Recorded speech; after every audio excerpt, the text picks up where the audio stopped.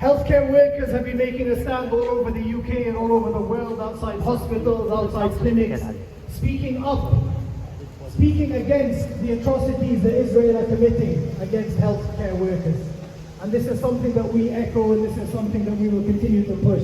Healthcare workers should be protected, journalists should be protected, and of course, civilians should be protected. We've got a few speakers lined up today. Because there's not that many of us, we're not going to do a very long march, so we'll probably march to the Naib Evan statue. A few announcements. Next week there is a national demonstration in London. For those who can attend, speak to PSC. They've organised a coach that's leaving from the museum at 7:45. Museum, yeah. And it will be stopping at Newport at 8:15 as well to go up to the demonstration. A demonstration which the police are trying to stop. They're trying to ban the protest from starting outside the BBC, apparently to protect the Jewish population and the synagogue there. However, they're not taking into consideration the Jewish bloc and the Jews that are coming out, Jews against genocide, and the Jews that are standing against the illegal pariah state of Israel. Now, whilst we're on the topic of injustice and detention, there's something that I want to ask all of you to do if you can. I am a Palestinian activist, and I stand with Dr. Afiya Siddiqui.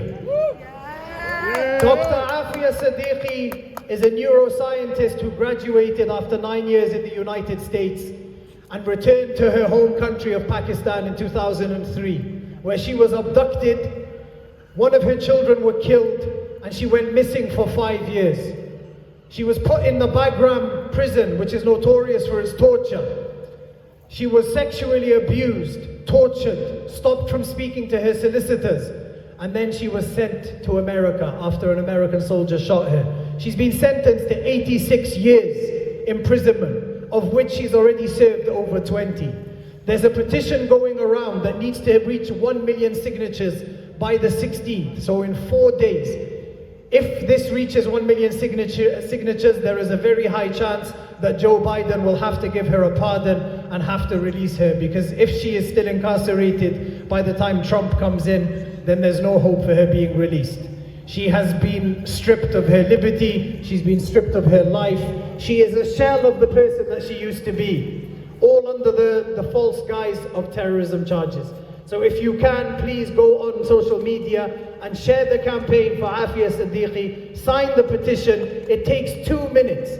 Imagine your signature is the one that takes it to 1 million, and she gets freed because of that. So we're not asking for much, but please, this is one of the greatest miscarriages of injustice in modern times. Free, free! Palestine! Free, free! Palestine! Free, free! Palestine! Okay, so next up we're going to have one of our Palestinian speakers, an activist, somebody that this situation and this crisis is very close to home, family members affected, and he's been at the forefront of campaigning since he moved to Cardiff. So we're going to give a big round of applause for Hamdi!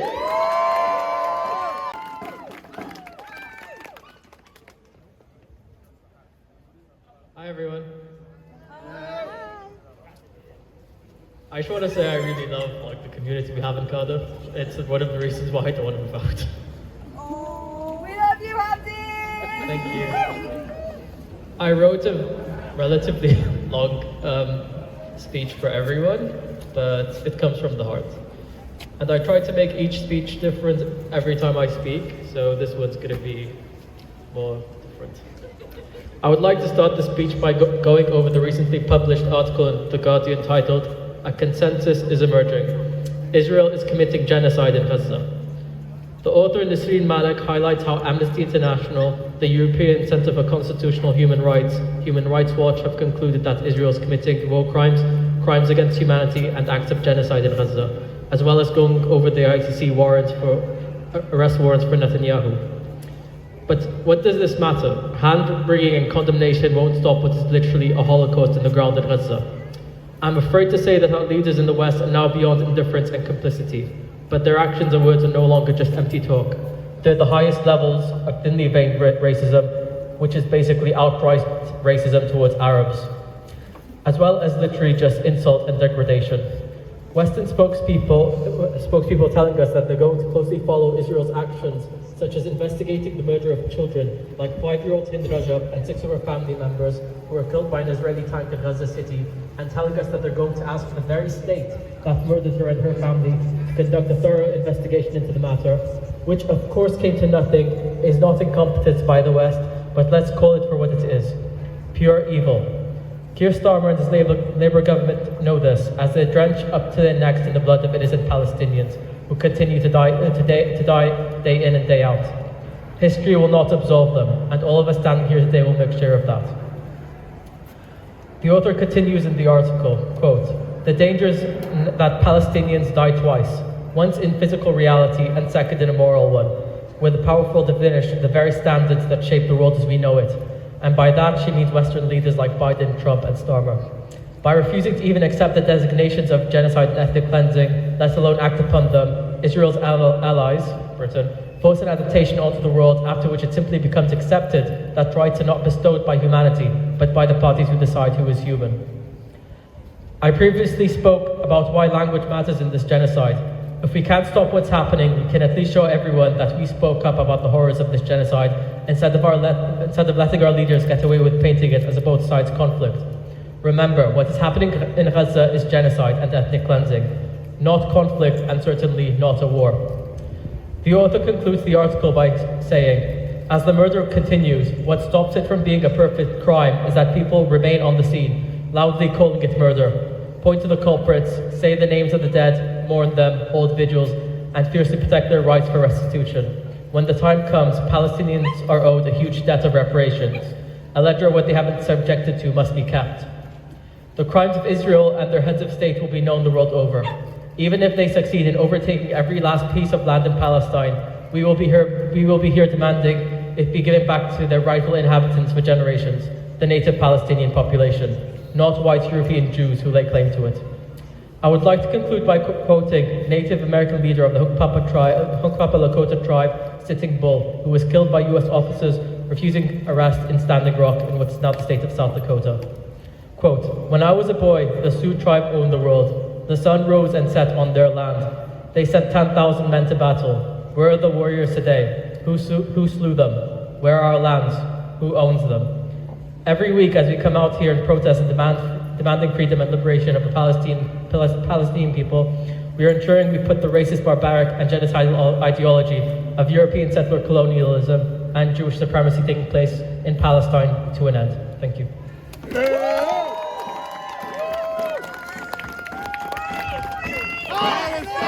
Free, free! Palestine! Free, free! Palestine! Free, free! Palestine! Palestine will be free! From the river to the sea! Palestine will be free!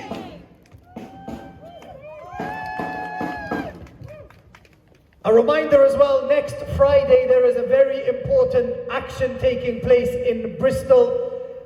Justice for Kwabena. Now Kwabena, you all know, is an activist. She's been an activist for a very long time, standing up for social justice causes, standing against oppression, standing against racism on the far right, and for equality for all. She is being taken to court under terrorism charges, and she will have her plea hearing next week in Bristol. And there are plans, if you go on the Justice for Kwabena page, there's going to be trains going up, car shares going up, and we need as many people as possible to go and to support her. Because in doing so, you're not just supporting Kwabena, you're supporting the right to protest. You're supporting the right to stand up against aggression, against genocide, against government complicity. And if she gets charged, inshallah she doesn't, but if she gets charged, this is a big attack on the movement. They are trying to silence the movement in any way, shape or form, and we cannot let that happen. So please, next week, if you could all mobilize in Bristol, and we're going to make some noise for Kwabena.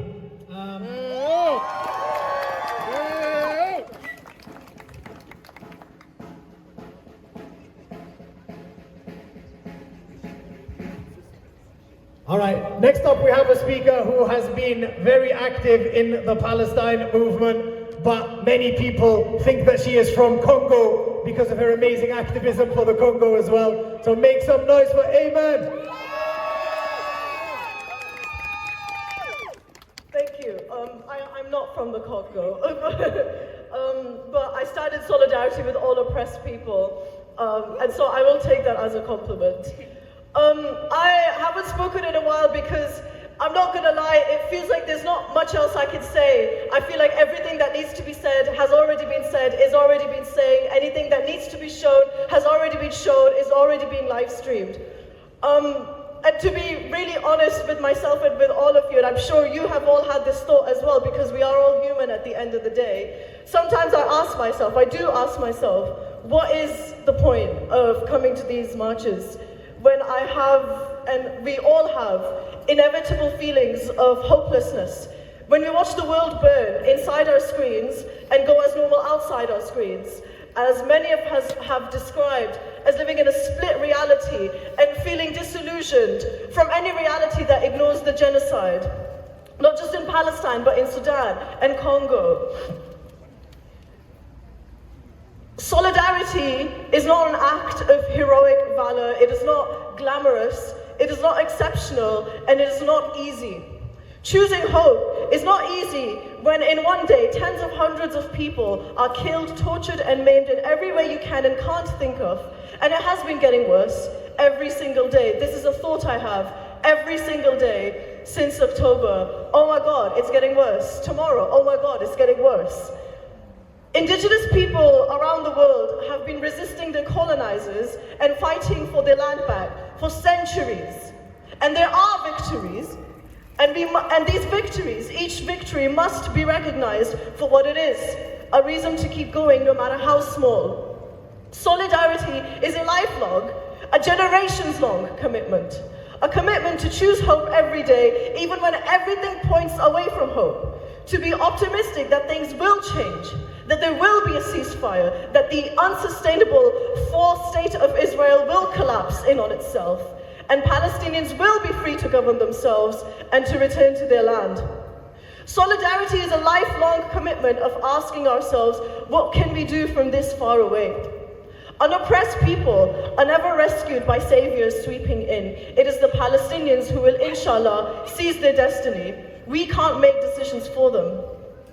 When it has felt pointless to come to the protest because there is so little I can do, I tell myself, if there is so much I can't do, why would I abandon the very little that I actually can do? If a Palestinian who has watched their home, streets, schools, parks, farms, family destroyed, and feels any hope or motivation to keep trying to survive and live from watching our demonstrations of solidarity, if seeing our commitment revives their commitment to stand their ground and take back their land, why not come here, week after week, for a year, 2 years, hopefully not longer, but longer if needed? It goes without saying, of course, to please keep boycotting and moving your money instead to grassroots fundraisers to help as many Palestinians survive the genocide, such as Kutches to Gaza and direct funds to Gaza. Furthermore, we are in the belly of the beast. The state that we live in stands on the pillars of bones and blood of many, many genocided people, including my own. We have the privilege of building something better than the epitome of violence that is the United Kingdom, and we must commit ourselves to that, to building something better than this, to refusing to accept that our lives will go as normal in this genocidal state, I mean the UK. And since there are so many few of us, we must be twice, thrice as loud. So clap your hands, stomp your feet, and chant as one voice, disrupt, dissent, we will not stop, we will not rest, disrupt, dissent, we will not stop, we will not rest, disrupt, dissent, we will not stop, we will not rest, disrupt, dissent, we will not rest, disrupt, dissent, we will not stop, we will not rest, disrupt, dissent, we will not stop, we will not rest. From the belly of the beast, hands of the Middle East. From the belly of the beast, hands of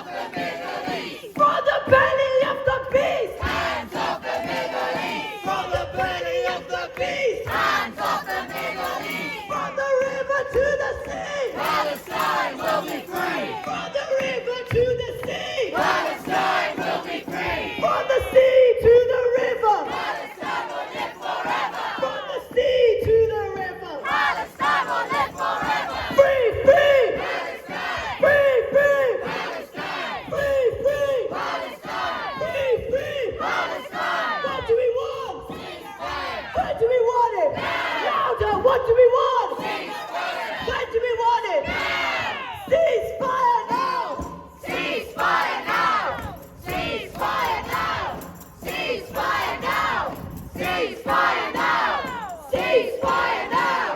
Ceasefire now. Ceasefire now. Ceasefire now. Ceasefire now.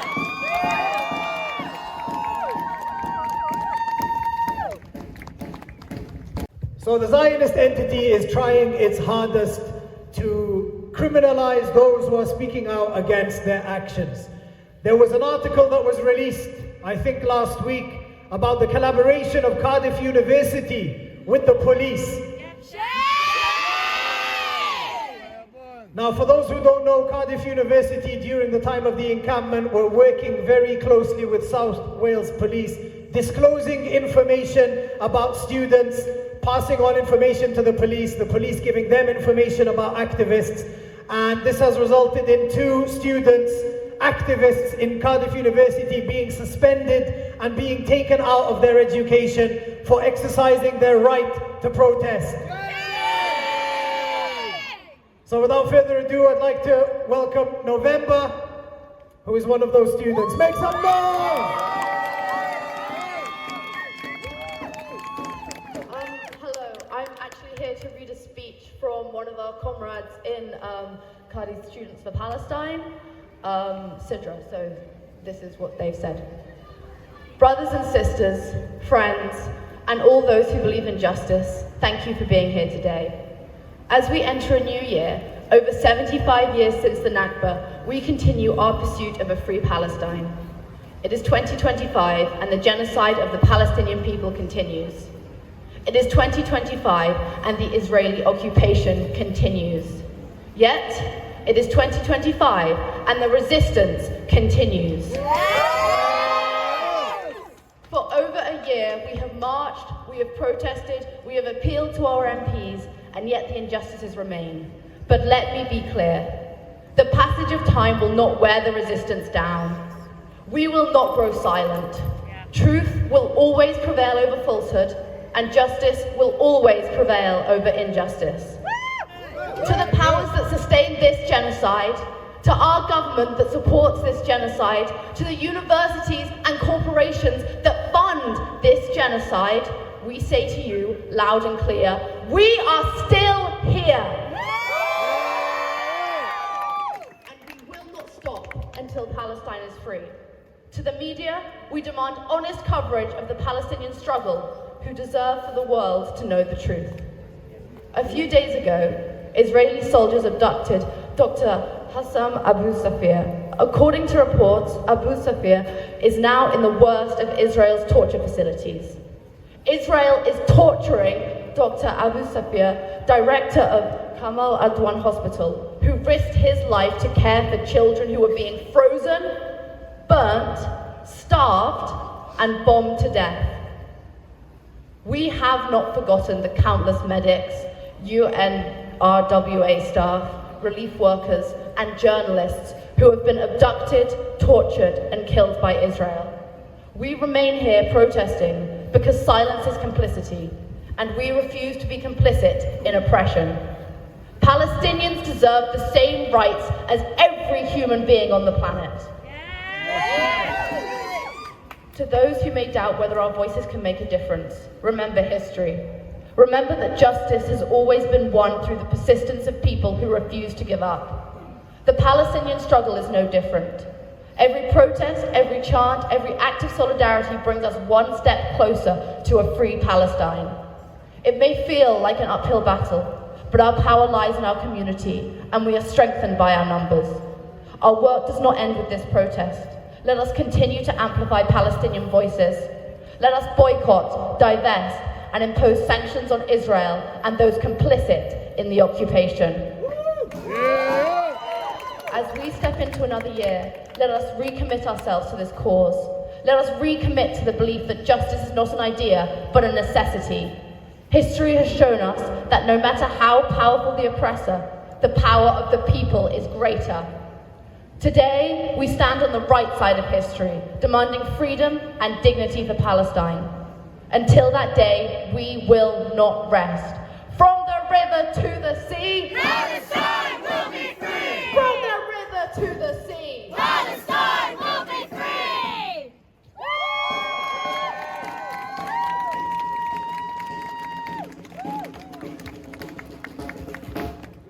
So just like Ayman said and November said, people might be fatigued and think, what's the point in coming to these protests? Time will tell. Liberation is a promise, it's a guarantee, it's not a question. And every single person that keeps coming out week after week, you are part of the process of liberation. Resistance is not terrorism. Resistance is not a crime. Resistance is a right. And what the Western governments fear, and why do they label resistance movements as terrorists, is because they fear that one day the people here in the UK will resist their tyranny. Look at the people of Yemen, a prime shining example of resistance. A people that have been at war for 9 years, under siege, starved, no infrastructure, yet every single Friday millions of Yemenis are coming out to the streets. And yesterday, when they were protesting for the people of Gaza, America, UK and Israel bombed the protesters. And what did the Yemenis do? They came right back to the spot that was protested and said, we're not going anywhere. You can kill us, you can take our land, but we will not stop fighting for Gaza. And this is the true essence of resistance. We have to all fight for Gaza. When I say fight, I don't mean in the way that the police are going to come and try and swoop us. No, fighting by speaking, by boycotting, by amplifying the voices, by continuing to talk about Palestine, shutting down the arms factories. There was a vigil yesterday in Swansea. 2 mothers in Swansea whose children have been arrested under terrorism laws because of their stance and because of their protest at Elbit factory. And there are many others, including the Filton 10 and many other people that are being charged with terrorism for trying to dismantle the biggest terrorist network, Elbit Systems, here in the United Kingdom. Our protests must go beyond Saturdays and beyond coming here. We must continue. Starbucks yesterday or the day before, the guy came out, the CEO, and he said that this is the worst hit we've had in decades. Why? Why? It's because of the boycott. Boycotting works.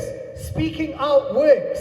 The intimidation of the state and of the Israeli lobby and of the politicians and of idiots like Elon Musk will not work, will not stop us, will not silence us. We will continue to come out, we will continue to speak out, we'll continue to do whatever is in our power. And when justice comes, and inshallah justice will come very soon, we can all hold our heads high and say that we were part of something special, that we let our morals dictate our actions, not capitalism, not money, not status, but what's in our hearts. And the heart of the Palestinians is what it gives us the fuel and gives us the energy to continue. We're here, it's cold, many people are freezing, but you're still out here. But there's no bombs dropping on our heads. And the Palestinians who are being bombed, shot, sniped, killed, tortured, abused every single day, they still come out with a smile on their face and they say Palestine will be free. So we have to believe in that and we have to be a part in that.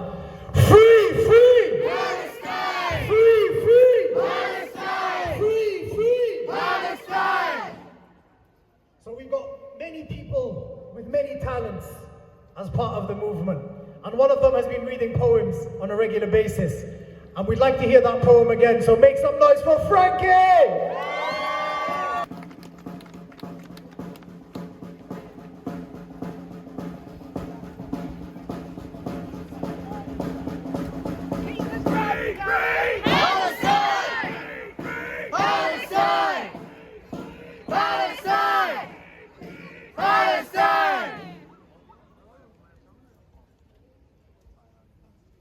If anyone else would like to come up and say something, express how you're feeling, if there's any healthcare workers here, or if there's just anybody that wants to come up and talk about the protests, the movement, how it's affected you.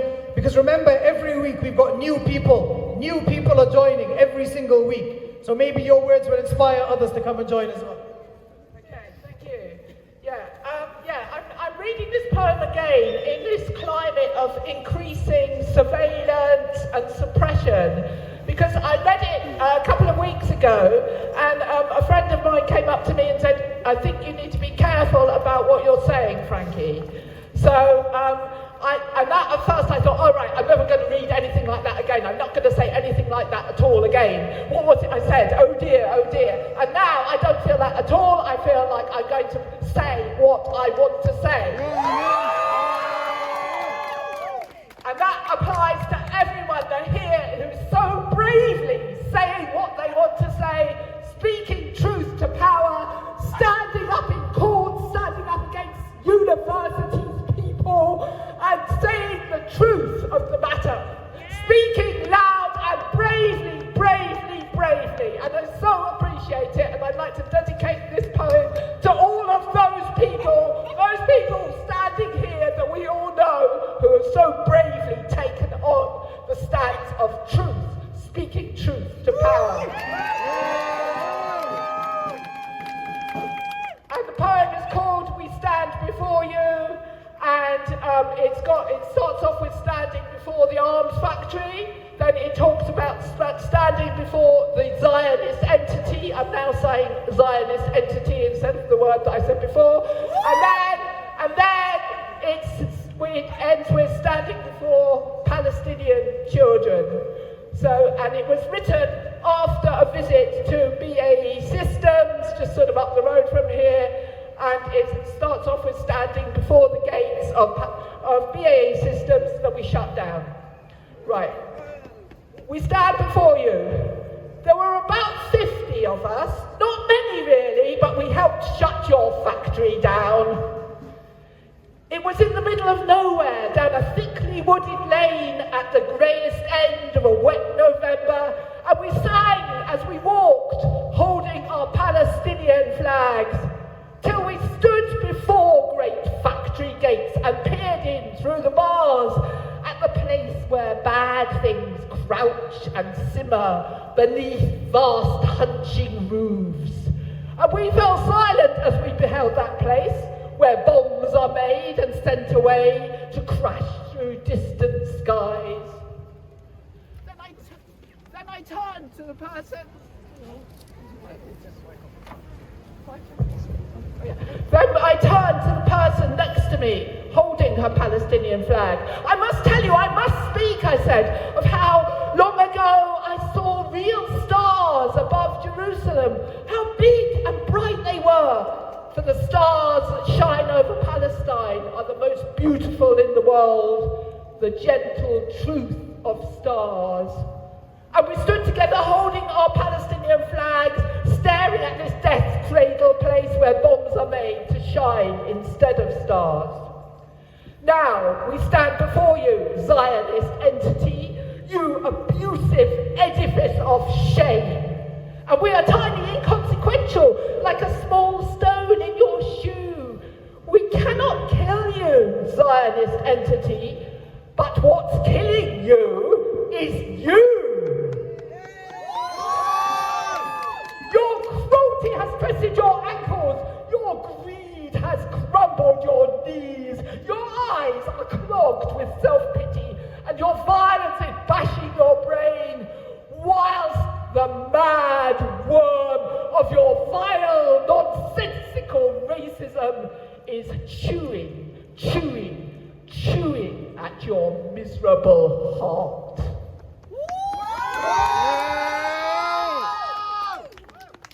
And we wait. And in Palestine they wait and suffer. And the bombs from Wales, they're still sending them over. Halas! For we will not cease. We will return and return down that damp, dark lane until we shut your factory down forever and Palestine is free. Till Palestine is free and her nights are gentle and calm. And then we will stand before you, oh beautiful children of Palestine, when you dare again to look up, to wonder at the stars, and the stars bend down to greet you, and all the stars are yours. O beautiful children of Palestine, when all the stars are yours, when all the stars are yours.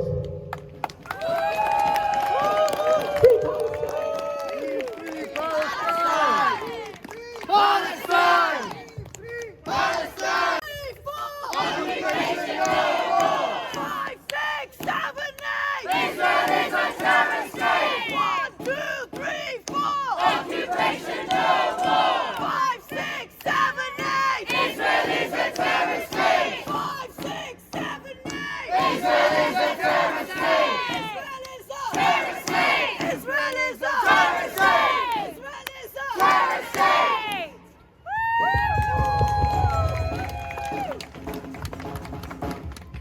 All right, next up we've got a very articulate speaker, a Palestinian speaker who you have heard many, many times.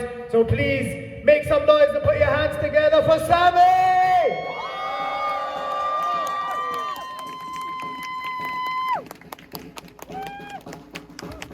Thank you, everyone. I will start, as I always start, by saying it's an honor to be standing here with you today. I have thought a lot about what to say today, but I wanted to say that before Dr. Hussam Abu Safiya was abducted, like thousands of Palestinians were abducted by Israeli terrorist regime, he did warn us.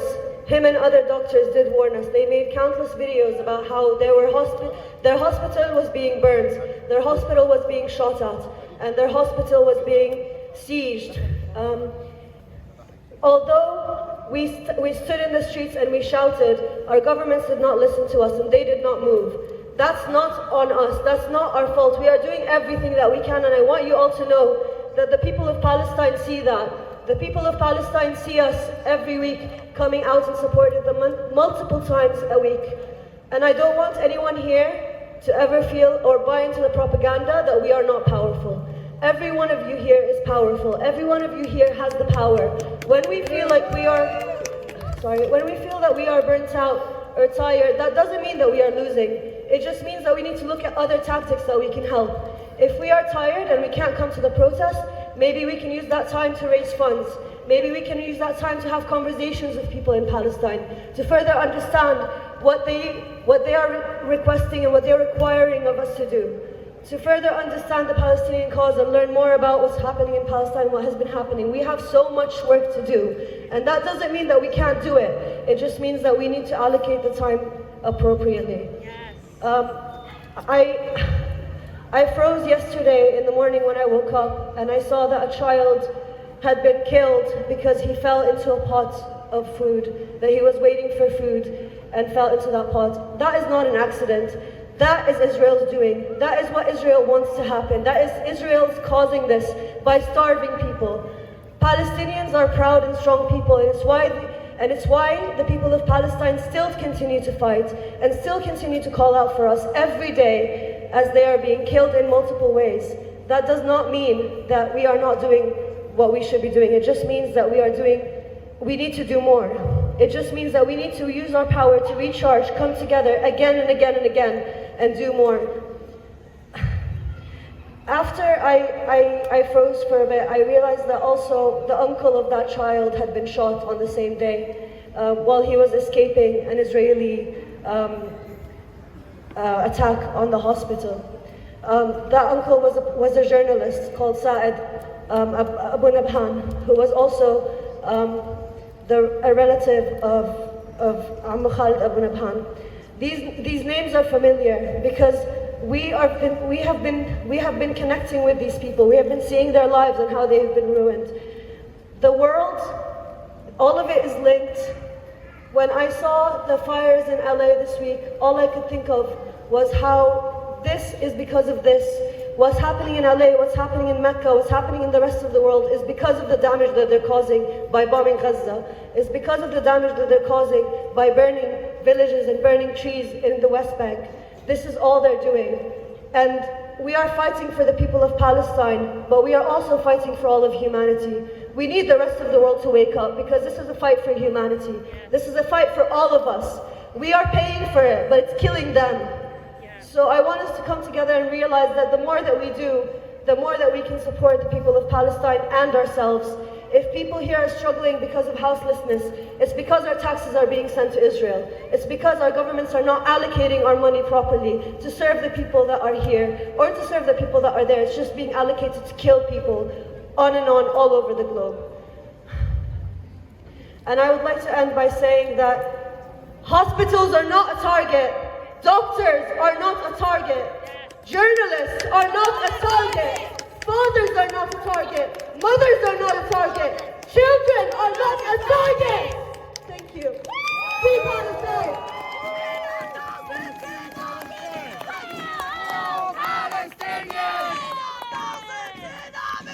We are all Palestinians. We are all Palestinians. From the river to the sea, Palestine will be free. Speech, and then we're gonna make our way. Because of the numbers, we'll just march to Naib Evan and finish there. But before I introduce the next speaker, there's a story of inspiration that you might have seen that came out of Gaza yesterday. There is an Iraqi doctor called Dr. Muhammad Tahir. He's a nerve surgeon, and there was a young girl that came out of the rubble and her arm from her shoulder was ripped off, and she came into the surgery room and he said to her father, "Can you go and find her arm? I think there's a chance that we can put her arm back." So the father went back to the house, dug under the rubble, found her arm, and the miraculous surgery, one of the most complex operations that this doctor has ever carried out, successfully restored that girl's arm, a 9-year-old girl. And this doctor, by the way, he had the chance before Christmas. He was about to evacuate Gaza. And he said, "I can't go, I can't leave. The people here need me." These are the unsung heroes, the doctors, the nurses, the people pulling those out of the rubble. These are the people that we should be putting up on a pedestal, not these influencers and these celebrities. These are the real people that are sacrificing everything for humanity. So please pray for them, pray for their safety, pray for their success. And without further ado, I'd like to introduce Sumaya from the Muslim Association of Britain. Assalamu alaikum everybody, peace be upon you all. I don't know if any of you remember, but last year I shared a very similar story to the one Nizo just mentioned. And it's striking that history repeats itself and miracles repeat themselves, and by Iraqi doctors also. Amazing. My own sister-in-law had her arm severed in one of the bombings of a refugee camp in the 1970s. She was lost by her family. They didn't know where she was. They eventually found her in an Iraqi hospital. An Iraqi doctor had put her back together. Fast forward decades later, and we were meant to believe, our governments wanted us to believe that Iraqis needed liberation. They did, but they could have liberated themselves. They knew how to liberate themselves. The same way the Syrians liberated themselves. The Syrians had been waiting and waiting and waiting and asking for people to support them. When they saw that nobody did, they took it upon themselves. They learned from the Palestinian story that does repeat itself all the time. It will be the people who liberate themselves. As for the UK, I wanted to read a definition that I have been contemplating recently. The definition of a police state. A police state describes a state whose government, institutions exercise an extreme level of control over civil society and liberties. Sound familiar? Yes. There is typically little or no distinction between the law and the exercise of political power by the executive, and the deployment of internal security and police forces play a heightened role in governance. A police state is a characteristic of authoritarian, totalitarian, or illiberal regimes, contrary to a liberal democratic regime. Such governments are typically one-party states, so it doesn't matter if they're blue or red, or blue again, or red again. And dominant party states, but police state-level control may emerge in multi-party systems as well. You must have heard, and it might have been mentioned earlier today, that the police have tried and are trying to ban a protest in front of the BBC next weekend. Shame.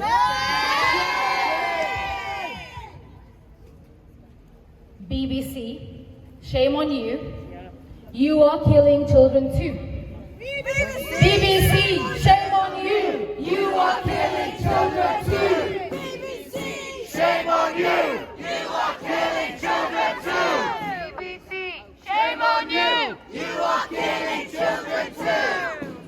The excuse that the police cited was that they feared that the protest would disrupt the synagogue that is close by.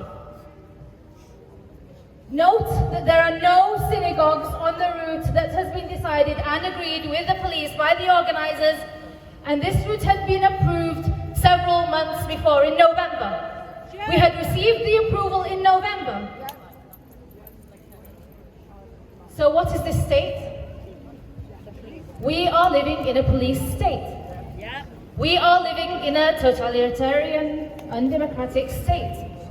It doesn't matter what it presents itself or markets itself to be. It is a police state.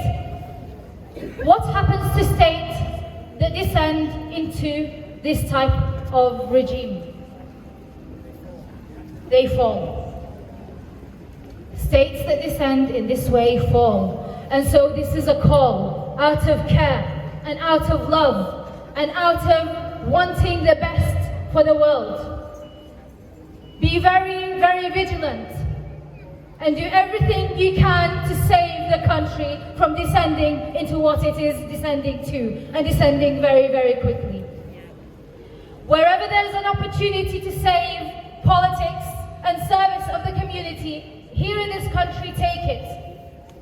Do it for the betterment of society, for the betterment of people. Because a stronger, let's call it a superpower, a stronger, more ethical superpower is best not just for itself, but for its neighbours and for the world. When ethics are removed and dissent is prevented, problems arise and states fall. That's all I wanted to say for today. Thank you for coming. Week in, week out. And weekends. Thank you very much. Free, free Palestine!